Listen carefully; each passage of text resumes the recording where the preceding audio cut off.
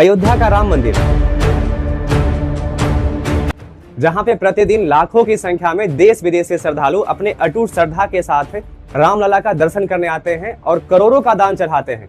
लेकिन उसी अयोध्या के पवित्र धाम से एक ऐसा खबर सामने निकल कर आता है जिसे पूरा देश सुनकर चौंक जाता है।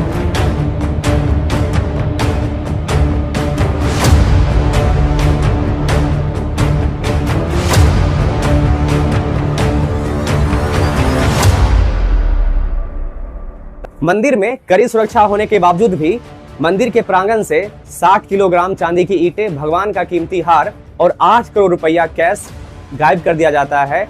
और जब पुलिस एसआईटी की रेड पड़ती है तो ये सारा कैश अलमारियों से नहीं बल्कि गोबर के ढेरों से बरामद होता है। आखिर करोड़ों रुपये के इस महाघोटाले का मास्टरमाइंड कौन है, कैसे करे पहरे और सीसीटीवी के नाक के नीचे से यह चोरी होती रही? क्या इस खेल में सिर्फ छोटे कर्मचारी शामिल हैं या फिर इसके पीछे कोई बड़ा नाम है?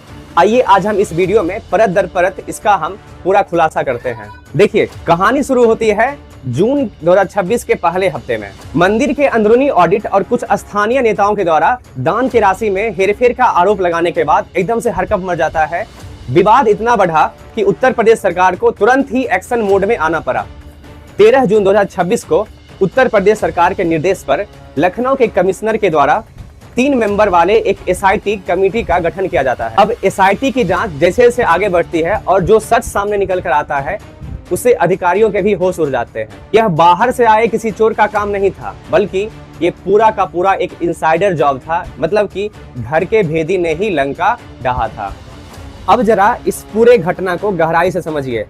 जब एसआईटी ने जांच किया तो उसमें उसे 7 से 8 करोड़ रुपये घोटाले का पूरा एकदम से पुख्ता सबूत उसे मिल गया। पुलिसों ने जब इन लोगों के ठिकानों पर छापेमारी की तो अब तक करीब 2 करोड़ 90 लाख रुपया कैश बरामद किया जा चुका है। और सबसे मजेदार बात यह है कि ये सारा कैश उनकी अलमारियों से नहीं बल्कि कहीं गोबर के ढेर में छुपा हुआ था, कहीं भूसों के अंदर घुसा हुआ था। लेकिन बात सिर्फ कैश की नहीं है, सबसे बड़ा रहस्य खड़ा हुआ उन 60 किलोग्राम चांदी के ईंटों और भगवान के आभूषणों को लेकर जो प्राण प्रतिष्ठा के समय पूरे देश के जौहरियों ने दान किया था। जौहरियों के पास दान की रसीदें तो थी, लेकिन जब एसआईटी ने ऑफिशियल रजिस्टर को चेक किया जो कि मंदिर के अंदर रखा हुआ रहता था तो उस रजिस्टर में से 60 किलोग्राम चांदी पूरी तरह से गायब। इस मामले में हैरान करने वाली बात यह है कि ये आरोपी अंदर से ही सिर्फ रुपये नहीं चुरा रहे थे, ये बाहर भी अपना एक पैरेलल नेटवर्क चला रखे थे। जांच में सामने आया है कि इन आरोपियों ने मंदिर के वीआईपी पास और आरती स्लॉट्स को बाहर ही बाहर ब्लैक में बेचना शुरू कर दिया था। अब ये खेल कैसे करते थे समझिए। क्योंकि ये मंदिर के अंदरूनी स्टाफ थे तो ये मंदिर के वीआईपी पास को अपने करीबियों या फिर एजेंटों को दे देते थे। ये एजेंट उस पास को 5,000 से लेकर 10,000 रुपया प्रति पास के हिसाब से बेचते थे और इससे मोटी रकम कमाई करते थे जिसका कोई भी हिसाब मंदिर के अंदर नहीं होता था। कौन है ये आरोपी और उन्होंने सिस्टम को कैसे ठगा, आइए जानते हैं। इस महाघोटाले के पर्दाफाश के बाद 25 जून 2026 को अयोध्या के राम जन्मभूमि थाने में एक एफआईआर दर्ज कर ली जाती है और उसके बाद 8 लोगों को गिरफ्तार किया जाता है। अब सवाल उठता है, जहां पर एसबीआई के कर्मचारी बैठते हैं, दर्जनों सीसीटीवी कैमरे लगे होते हैं, वहां पर इन चोरों ने चोरी को अंजाम कैसे दिया? जांच में ये पता चला है कि ये सारे आरोपी मंदिर के अकाउंटिंग विभाग और कैश काउंटिंग के ड्यूटी में तैनात थे। देखिए, इनका तरीका बेहद ही सिस्टमैटिक था।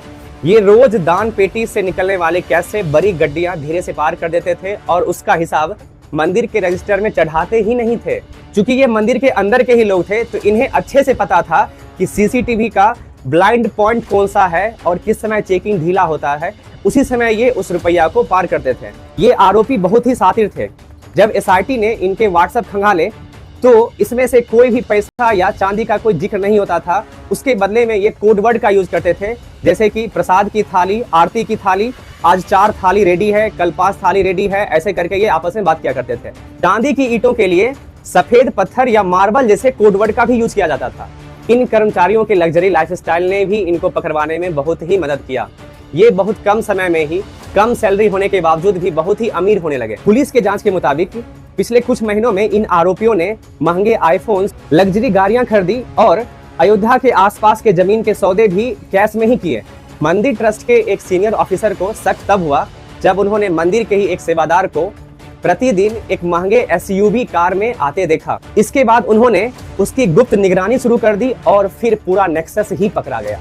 एसआईटी के पूछताछ में एक बहुत ही चौंकाने वाला मामला सामने आया है, जिसमें से एक आरोपियों के व्हाट्सएप में से गल्फ कंट्री और नेपाल से भी लिंक होने का मामला सामने आया है और ये लिंक सोना चांदी के तस्करों से जुड़ा हुआ है। जो इन सभी आरोपियों के खिलाफ भारतीय न्याय संहिता के धारा 306, 316 और 61 के तहत मुकदमा दर्ज किया गया है। लेकिन दोस्तों, इस कहानी का सबसे बड़ा ट्विस्ट अब आता है। जैसे ही ये मामला सामने निकल कर आता है, इस मामले के सामने आते ही पूरे देश की राजनीति गर्मा जाती है। विपक्ष और कई हिंदू संगठनों का बड़ा आरोप यह है कि इतने बड़े मंदिर होने के बावजूद, जहां पे परिंदा भी पर नहीं मार सकता है, दर्जनों की संख्या में कैमरा लगा हुआ है और महीनों से रुपयों की चोरी हो रही है, 60 किलोग्राम चांदी चोरी हो गया और बड़े अधिकारियों को इसकी भनक तक नहीं लगी है। अब सवाल ये उठाए जा रहे हैं कि क्या इन छोटे कर्मचारियों को सिर्फ बलि का बकरा बनाया जा रहा है? मंदिर ट्रस्ट के बड़े पदाधिकारियों या महासचिव चंपत के मैनेजमेंट पर सवाल क्यों नहीं उठाया गया? विवाद इतना बढ़ चुका है कि ये मामला सुप्रीम कोर्ट तक पहुंच गया है और सुप्रीम कोर्ट में याचिका दायर करके इस पूरे मामले की जांच सीबीआई के द्वारा कराने की मांग की गई है। करोड़ों राम भक्तों के आस्था से जुड़े इस मंदिर के अंदर वित्तीय घोटाला होना बेहद ही दुर्भाग्यपूर्ण और चिंताजनक है। चाहे डिजिटल फ्रॉड हो या अंदरूनी गबन, राम मंदिर ट्रस्ट के दान प्रबंधन को दान को लेकर अधिक पारदर्शी और सख्त नियम बनाने की जरूरत है, ताकि राम भक्त के दान के एक एक पैसे का सही इस्तेमाल हो सके, उसे कोई चुरा नहीं सके, गलत तरीके से मिसयूज नहीं कर सके। इस पूरे मामले पे आपकी क्या राय है? क्या इसकी जांच सीबीआई को सौंपनी चाहिए या नहीं सौंपनी चाहिए? आप अपनी राय कमेंट में बताइए।